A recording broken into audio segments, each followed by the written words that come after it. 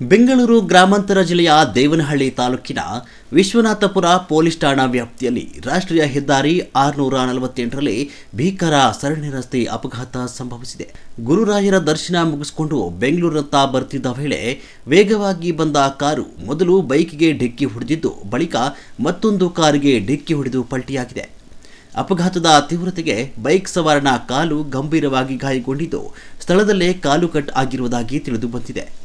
ಗಾಯಾಳವನ್ನು ಕೂಡಲೇ ದೇವನಹಳ್ಳಿ ಆಸ್ಪತ್ರೆಗೆ ದಾಖಲಿಸಿ ಚಿಕಿತ್ಸೆ ನೀಡಲಾಗುತ್ತಿದೆ. ಕೆಂಪು ಬಣ್ಣದ ಕಾರಿನಲ್ಲಿ ದಂಪತಿ ಪ್ರಯಾಣಿಸ್ತಾ ಇದ್ದು, ಅವರಿಗೆ ಸಣ್ಣ ಪುಟ್ಟ ಗಾಯಗಳಾಗಿವೆ. ಮತ್ತೊಂದು ಕಾರಿನಲ್ಲಿದ್ದ ಸಾವಕನಹಳ್ಳಿ ನಿವಾಸಿ ಮ್ಯಾಥು ಮುನಿಯಪ್ಪ ಅವರಿಗೂ ತಲೆಗೂ ಗಾಯವಾಗಿದೆ ಅಂತ ತಿಳಿದು ಬಂದಿದೆ.